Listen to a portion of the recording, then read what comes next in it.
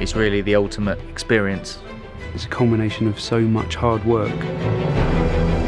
It's that attention to detail which really makes such a big difference.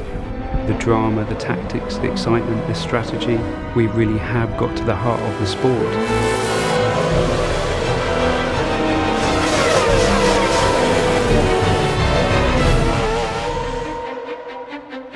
We've had 2 really successful games launched already now for Formula 1.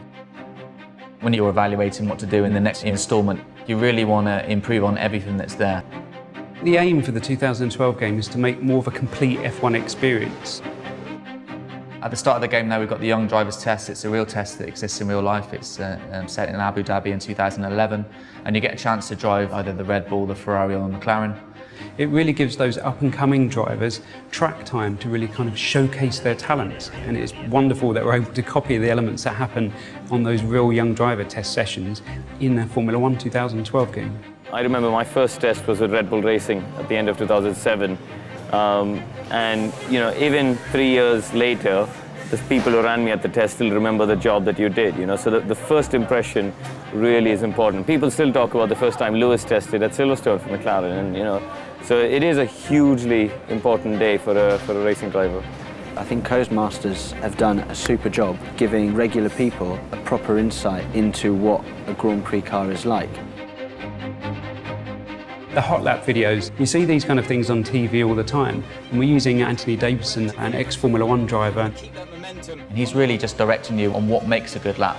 So he'll be pointing out the braking points, the things you should be watching out for. If it's a double apex, the sort of line you should be taking. This is kind of just giving you that fundamental information that you need in order to get to a new circuit, understand it very quickly and enjoy the most from it.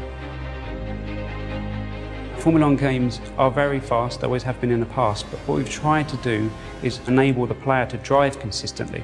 And we've put a lot of time into working on the pad to help the player control the car at speed. We're not all Fernando Alonso's of this world, we make mistakes. So rather than just hitting the pause menu and restarting the race, you've got the ability to be able to rewind time and just get to a point before the incident and just try it again. Certainly for the novices, in terms of learning racing lines and avoiding incidents, they're a really useful tool.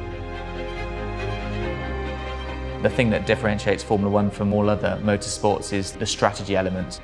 Being able to make the right call at the right time. You might not be the quickest driver, you might not have the quickest car, but you can balance the elements. You've got fuel mixtures you can dial up and dial down. You've got different pit stops. Do you stop twice? Do you try and run longer? It's a thinking man's racing game.